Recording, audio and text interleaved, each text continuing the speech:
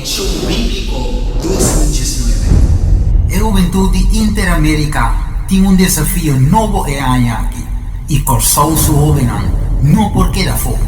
E muitos jovens e adultos de Corsou têm desafio novo para 2019 e não porque da fome. E guia de preparação aqui para ajudar e facilitar o lançamento e booking que forma parte de Conexão Bíblico 2019. E preparação aqui começa dia 6 de janeiro de 2019. Diariamente lo lê capítulo completo ou parte de Esaki, com exceção de Jasabra. Riba Jasabra, durante a hora de Juventude Adventista, lo repassa algum ponto importante do capítulo no dia semana promete e lo promove capítulo no dia seguinte semana.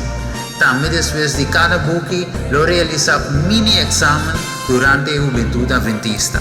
Aventureira, entre 4 e 9 anos, estudia o book de Esther e o book Profecia Profeta Irena, capítulo 49. Pathfinder, entre 10 e 5 anos, estudia o book de Neemias e Esther e o book de Profecia Profeta Irena, capítulo 49, 52 e 53.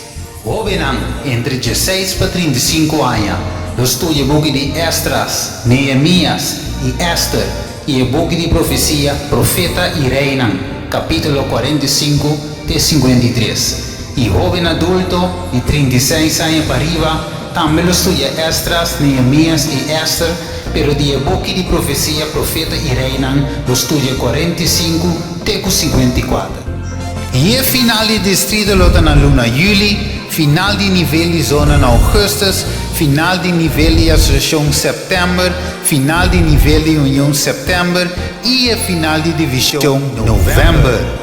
Não quer se inscrever no Bolívia de Aventureiro, Pathfinder ou Juventude Adventista. Assim, também participar na Conexão Bíblico 2019.